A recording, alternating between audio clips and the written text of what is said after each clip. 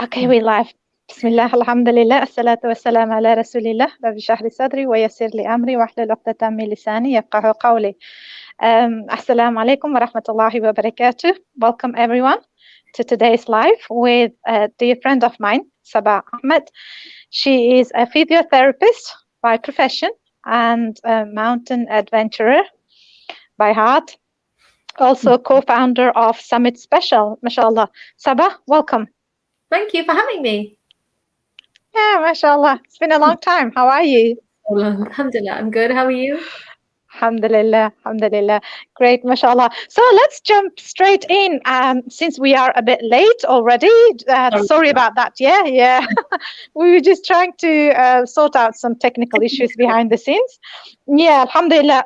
Yeah. It's an honor to have you here, Sabah. Mashallah, I'm really excited. I'm looking forward to get some health and fitness tips from you.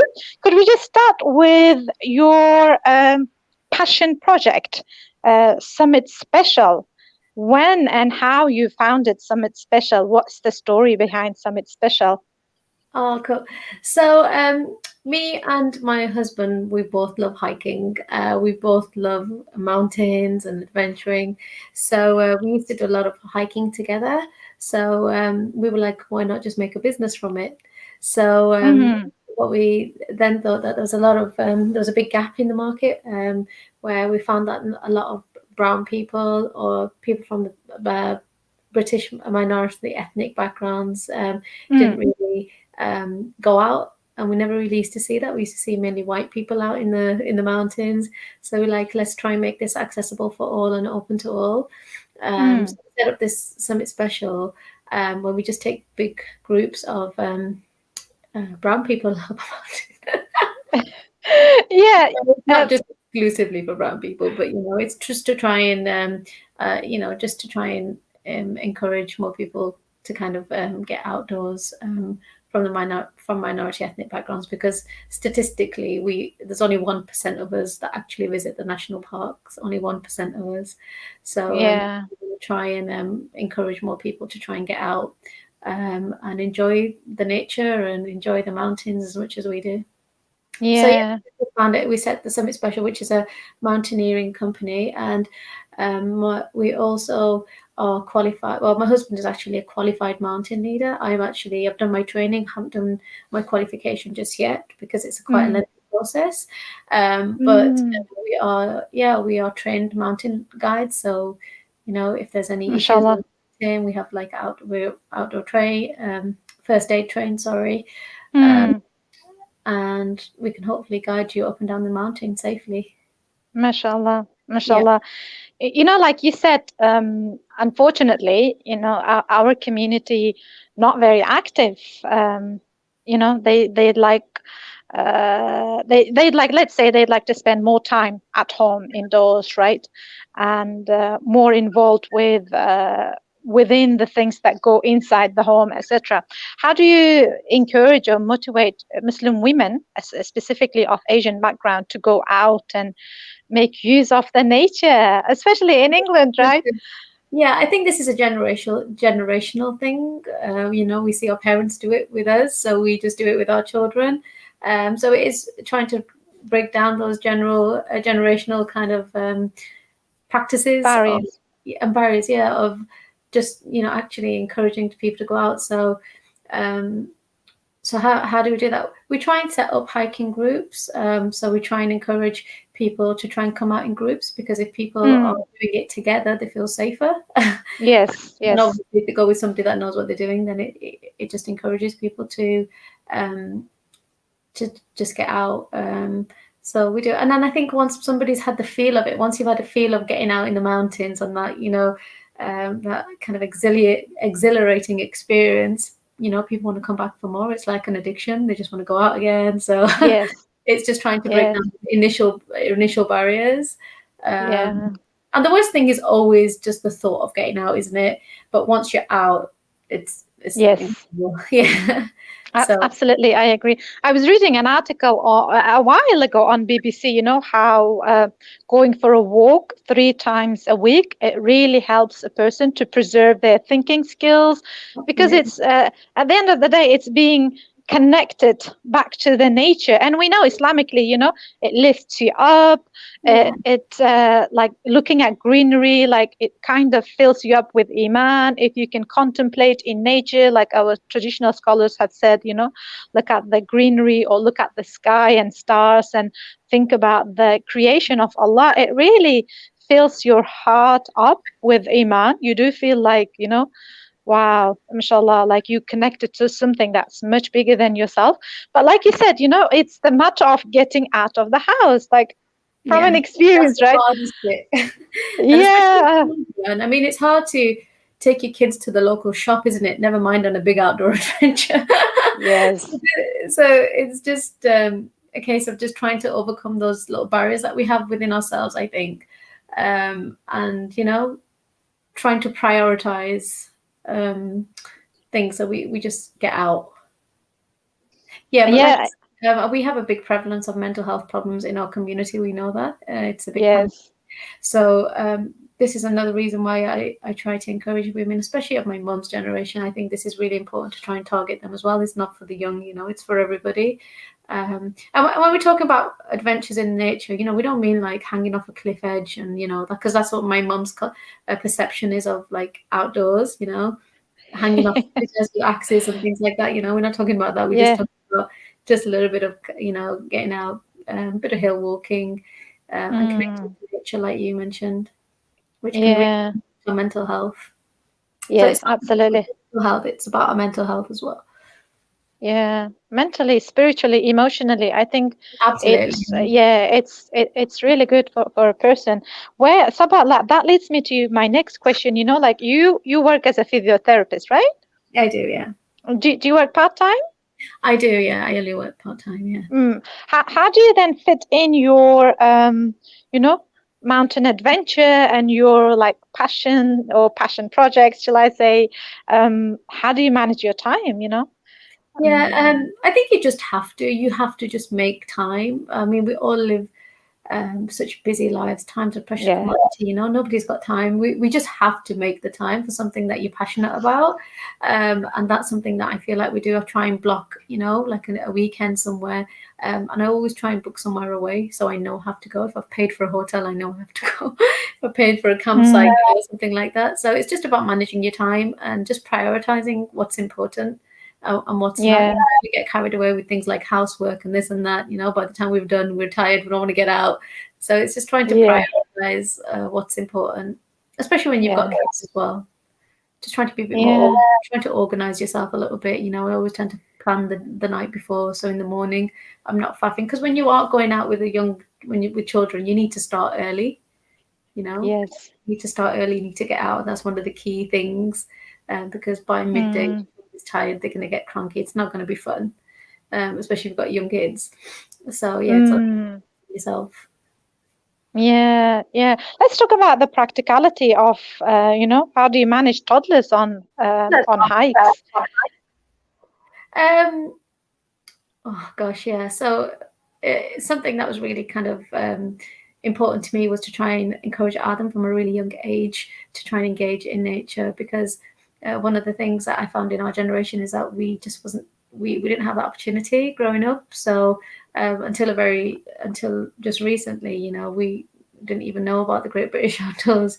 I'm talking about the Great British Outdoors because that's why we tend to hike a lot.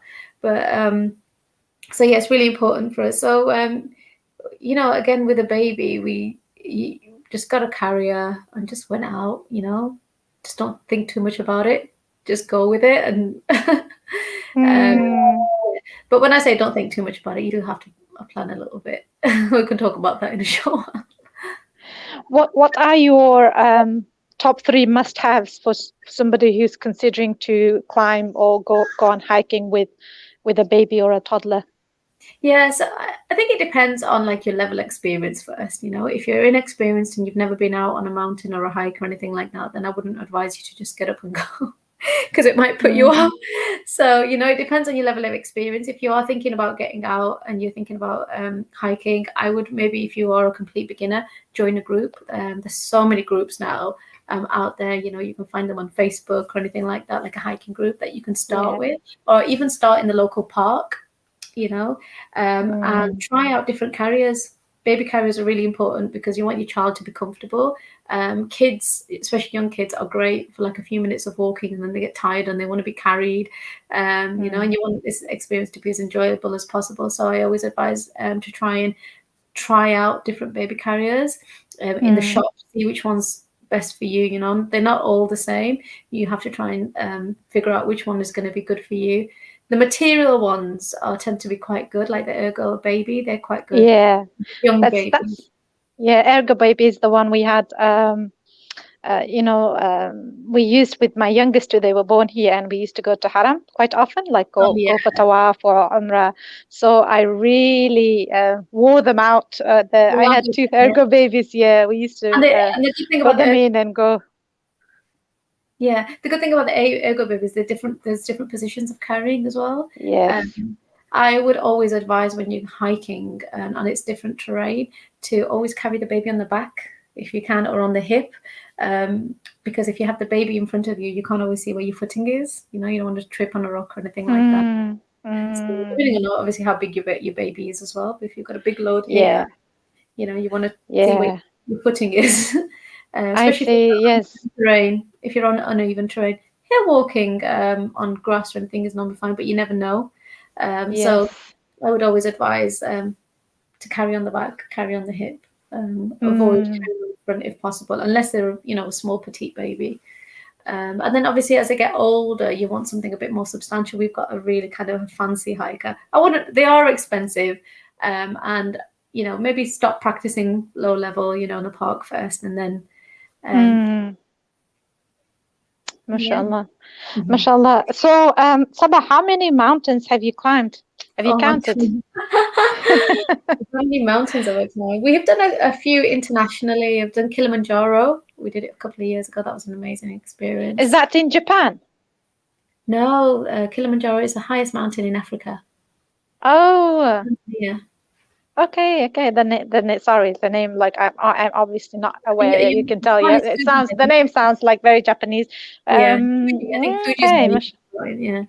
But yeah, so we've done a few international ones, and then we tend to do quite a few here in the UK because we take groups, and we're quite lucky, I think, because it's our job as well. We have more. It's just something that we're forced to do as well. So yeah, but we do try and encourage groups as well to come out as much as possible. So is this your husband's full-time job then, or you just do this just on the side? Yeah, well, it's his main job. Yeah. Mashallah. So how often do you go then? Pretty much every weekend you go hiking, right? Pretty much every weekend. I haven't been for a good couple of weeks because I've sprained my ankle playing netball. So it's been really tough not being able to get out. Oh no. Yeah, so I haven't been out, but pretty much every weekend we tend to get out. Yeah, mainly in the summer though. The winter period's not so much with the little one. We tend to go, but mainly like summer because it's just more fun with the younger kids. Yeah. Mashallah. And what's my next question? Where do you find, sometimes like for women, like, oh my God, it takes so much energy, anything, hiking, climbing, like, where do you find the energy, I get asked this a lot. God, yeah, it is hard work, especially when you've got young kids and you're not sleeping and you just want to, rest any bit of spare time you have. You don't want to be thinking about climbing a mountain. Because it's hard. Motherhood is hard, isn't it? And all the other chores that we have to do. It is hard work, but I feel like it's really important that we have to concentrate on our physical health and our mental health as well, because that's important for us to it's important to be in the right frame of mind, to be healthy physically, emotionally, to be able to take care of our kids as well. So it's really, really important that we take that time out. So I have to try and ensure that I always block a bit of time out to do that for myself more than for Adam, and also so he can enjoy it as well and along the way. For many of us, it feels like a chore. Like I'm still like, I try to go for a walk 3 times a week, and every time I have to drag myself, like, some days I really have to push myself out. But like you said, once I'm out, I really enjoy it, and I know it's good for me because it does give me that sense of peace. Like, like if my stress levels are really, really high, as soon as I walk out, I look at the trees or I listen to birds chirping, and it just goes like down. Yeah. So I know it's good for me, but still it's not something that like, oh my God, let's go. Yeah. I really have to drag myself out. Once I'm out, I'm happy. But how, like, I need to use a lot of willpower, right? Yeah, willpower is. I think something that's really important as well is trying to find something that you enjoy. I mean, hiking and walking it's great, but it's not for everybody, and that's okay. Like if it's not for you, that's okay. Find something that you enjoy. I used to love playing netball in school. I used to love that, Mm, so recently I set up a netball team here because there was no netball playing facilities in my area. So I set my own team up, and it's mm, something that I enjoy. I love it. So I look forward to it. It's a great way of getting fit. So if there's something that you enjoy, or you think in the past, or really enjoyed that, it's good to pursue that hobby, because you're more likely then to carry on with it and to enjoy it. Because if you're not enjoying it, you're not likely to do it. So it's really mm-hmm. important. And also when you've got young kids, if you're getting out and about, hill walking and mountain walking up in a straight line it's boring, you know.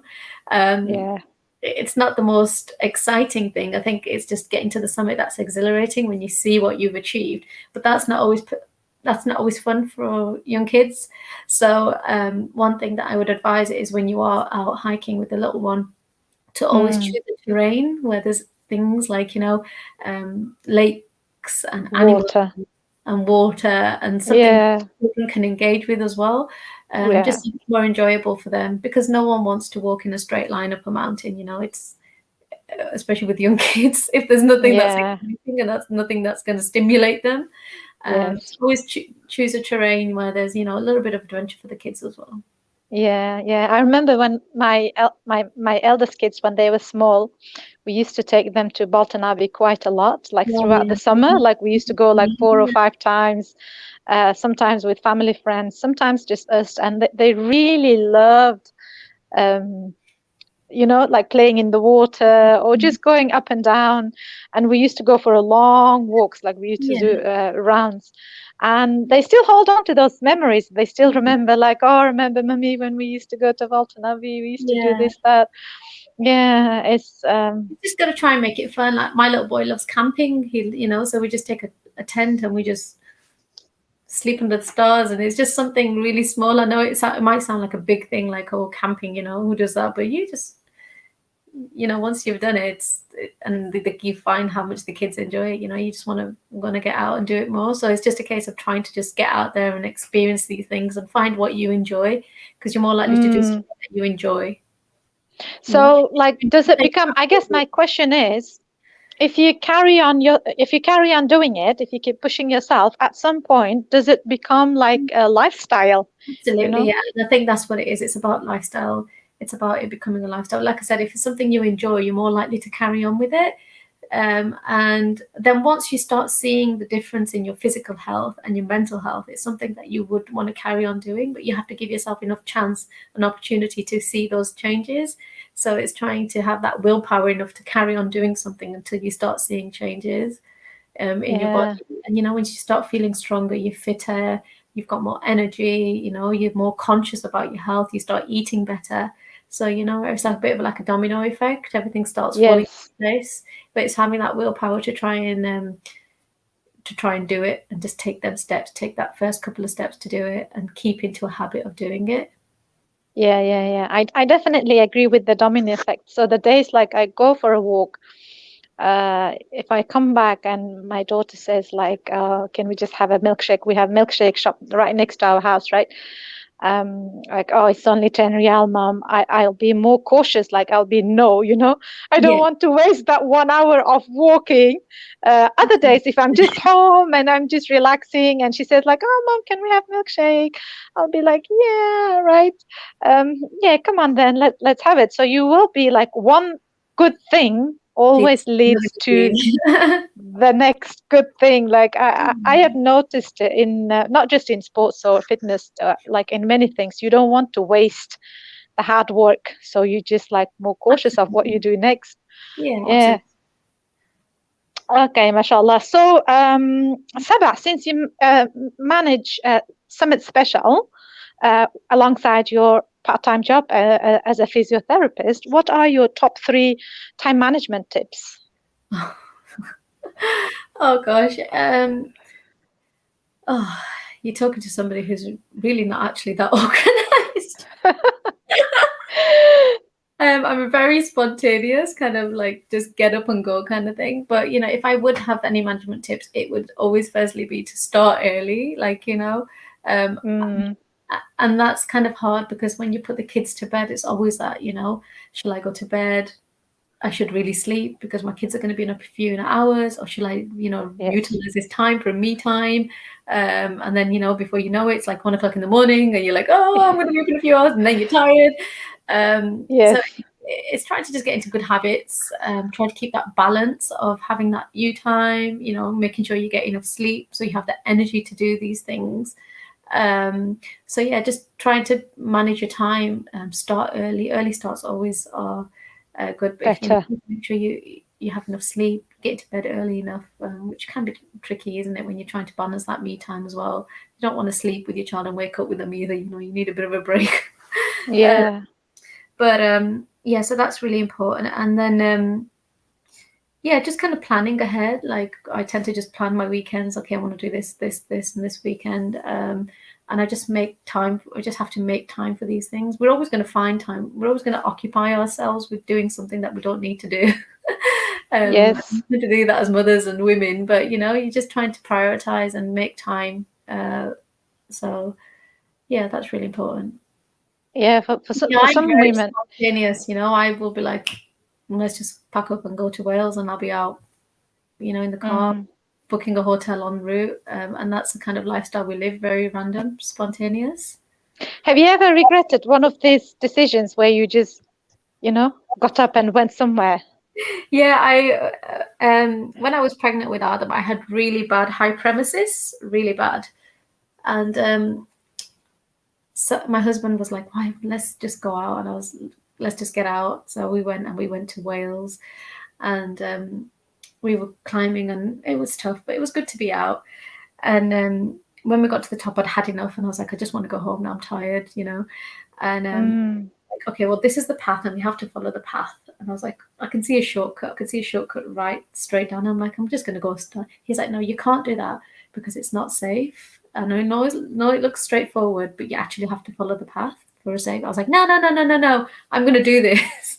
Well, that was regret because we went through shrubs. We were this high and and I was like pregnant at the same time. Oh my God. We literally came down the mountain on our backside, and my baby was doing these roly polies in my tummy. Like, what is my mummy doing? Oh my God. We literally rolled down the mountain, which is not the best thing, but it's memories, and Oh, yeah. So alhamdulillah. always follow the path. Better be safe than sorry. Yeah. Alhamdulillah, you both are safe. He came out fine. Alhamdulillah. Well, he's fine, I think. Yes, Allah. So let's move on. Unless we have our the audience, unless they have question, I will move on to my final question here. Yeah. Inshallah. Where are we? Yep. In the future, where do you see yourself going, and the Summit Special, and are there any collaborations with other mountain adventurers or other groups? Yes. Is there anything being done to, like, again, to encourage Muslim women to get out and go for a walk or climb or hiking or anywhere out in the nature? Yeah, so our What are the next big plans? thing is that we are starting to introduce international expeditions, which is really, really exciting. We have Mount Tubkal coming up, and we have Sam is going to Kenya to do a mountain in Kenya, can't remember the name, and we're hoping to do some kind of hiking around Bosnia. So MashaAllah.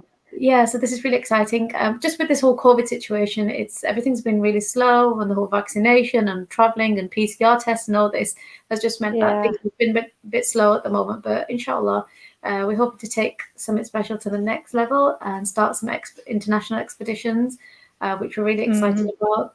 We are collaborating with another group called Muslim Hikers, which are quite big on Instagram. MashaAllah. Yeah, so we are doing that, and they've asked us to organize a child-friendly hike. So we have a child-friendly hike coming up in May, inshallah, which will be really, really Wow. exciting. So if anybody wants to come and join along, you're more than welcome. MashaAllah. MashaAllah. Yeah. And what are the, top, let's just say 3 top gears that you would recommend for Muslim women who are starting to be more active outdoor? Sorry. The 3 top gears that you would recommend. Like, is there any special brand that's your favorite, or honestly, they do really?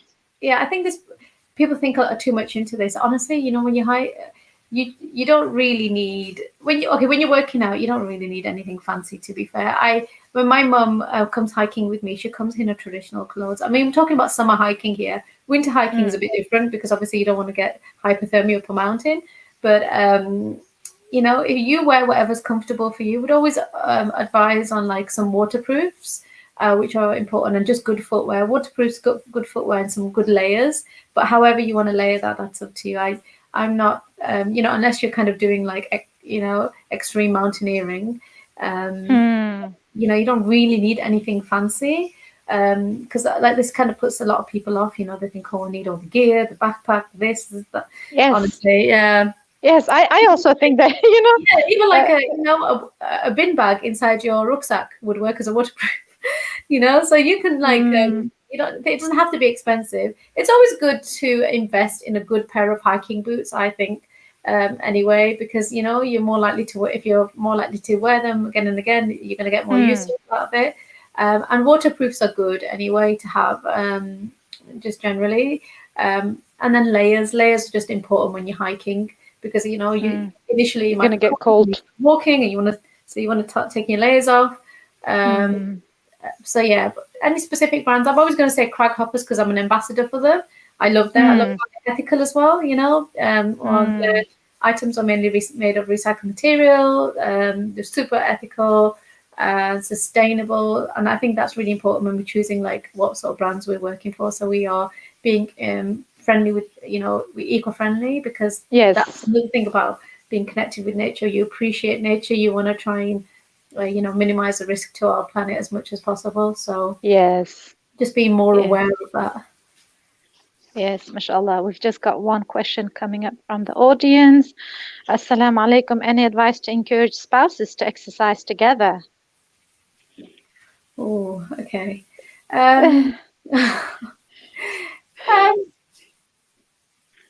I don't know, or this is a bit tricky because I actually don't tend to exercise with my spouse. We keep it separate, but do something that you enjoy. I think that's really important. Like if there's a sport that you like playing or anything that you enjoy, do it together. Badminton, something like that. Something there's a bit of competition. That's really important, and it also helps the bond between each other. Yes. Unless you're not going to kill each other about being too competitive. trying to find something that you enjoy doing together. I think that would be good. Yeah. I think walking is generally So I find walking really helps. Yeah, if you are exercising and you're walking, it depends on what you want to do. Like, what's your aim? Do you want to lose weight, or what is it? You want to get fit? So you need to be walking at a good pace. You need to be walking at a place where you're sweating and your heart's racing. If you want to feel that difference, if you just go for a casual walk, it's good. It's exercise, but you're not going to get those benefits. If you want to try and, if your aim is to lose weight, okay, maybe plan. When we put the kids to bed, or if there's somebody in the house that can mind the kids, or when the kids are at school, okay, at lunch break or something like that, let's just go for a quick walk together. And if it's within your own, brisk walking, and within your own if you're at home together, like you can get some really good YouTube videos that you could do together as well off YouTube, hit videos or something like that, a quick 10-15 minute workout that you could encourage each other to do. In fact, it'd be quite good to do it together because you can encourage each other, one might not be as motivated as the other. So it's like, right, okay, lunchtime, let's do a 20-minute workout together, It definitely helps with bonding. Like we don't exercise, but we used to go for a walk quite often, and I find it's really really helpful to like bond. And sometimes what we do is like kids, the little ones, they come with us and they play, and then we just go around the playground. We just keep doing like maybe like 5-6 rounds around the play. So they're still like within the visible, like Yeah. like Yeah. within the sight, within our eyesight, and then we just keep walking, and just engage in conversation. Yeah. Nowadays, playgrounds tend to have lots of exercise machines. I've seen loads of them popping up Yes. nowadays. So, you could be doing your Yes. exercise together while you walk in the park. How romantic. Yeah. Yeah. Yeah. We went to Taif a few times. We actually, during COVID, we took up, hiking as a hobby. Like you said, there are so many groups, and even Yeah. in Jeddah, there are many hiking groups. Yeah. Obviously, we have lots of mountains, right? It's just the weather sometimes too hot, but there Yeah. are hiking groups in Jeddah. And last year, we went to Taif like a few times, maybe 5-6 times, like just before the weather got too hot, like during winter, right? This is the only time that you can do anything outdoor in Saudi Arabia. Like you only get 3 or 4 months maximum. So we were going to Taif quite often, and kids really enjoyed it. I really enjoyed it. It was really great. Yeah. And we would always find a trail that's child friendly, like that's not something Absolutely. too steep. And yeah, mashallah, it was amazing. It was really, really amazing. And I would ask, one of my friends is actually very active, mountain climber. She's in different groups. So I would always ask her, like, where do you recommend us? Yeah, And that's it. like, You always find some group or someone, that you could maybe tag along or get some yeah, advice from if in your local area. So yeah, look out on yeah, Facebook or anything like that. yes, Yeah, yes, yeah. There are outdoor groups in Saudi Arabia as well. In fact, in several different cities. yeah, exactly. Yeah. Yeah, mashallah. Jazakallah khair, Sabah, for your time today. Any final words to give us, motivation Yeah, and honestly, encouragement? ladies, just don't think too much about it. Housework will never end. The chores will Yeah. never end, but memories will last forever with your kids. So just make memories, Mm, prioritize what's important, which is hard, isn't it, when we try and keep on top of everything as mothers. But mm, yeah, prioritize and make those memories because your kids will hold on to them forever. They won't remember how clean your house was or how often the laundry was done. They'll remember the yeah, you did with the kids. So yeah, just get out there, make memories, and enjoy it, and get fit at the same time. And also, if yeah, there's something that you particularly enjoy, and you think, oh, there's nothing like that around here, set it up yourself, like I did. yes. I wanted to play. I love playing netball. I hate going to the gym. I'm not a gym person. I find it boring. I'm clock watching. I'm bored on the treadmill. Blah blah. So Mm, find something that you enjoy, because yeah, then you're more likely to carry on with it, and you're more likely to do it. And if yeah, there's nothing that you enjoy, then set your own group. You'll be yeah, surprised at how many people will want to join and how many people have the same interest as you. And when you're in a group, you have that kind of more encouragement, motivational aspect to it. So, yeah. yeah, yeah, mashallah. Mashallah, what do they say? The want power creates the willpower. Oh, that's But it. yeah, but we don't want it unless we know what it is like. Do you get me? Like unless we get emotionally involved with something, Yeah, and absolutely. to be able to, in that state of like, oh, I really want this, you have to try it a few times. Like you have to give Absolutely. it a You give have it to a see some try. changes. You need to give it enough time to see changes, and that's Yeah, when you hit to that point where you start seeing a change. That's when you're more likely then for it to become a lifestyle change. yeah, Yeah. yeah. Mashallah. Jazakallah khair once again for your time. I have really enjoyed talking to you. Yeah. And Thank you for thank you, having me. ladies. Thank you for joining us today. We've got some ladies. Please leave your thoughts any feedback in the comment section. And I'll see you in the upcoming webinars, inshallah. Okay. Thank you, Sabah, once again. Thank you. Assalamu alaikum. عليكم السلام سبحانك اللهم بحمدك أستغفرك وأتوب إليك السلام عليكم ورحمة الله وبركاته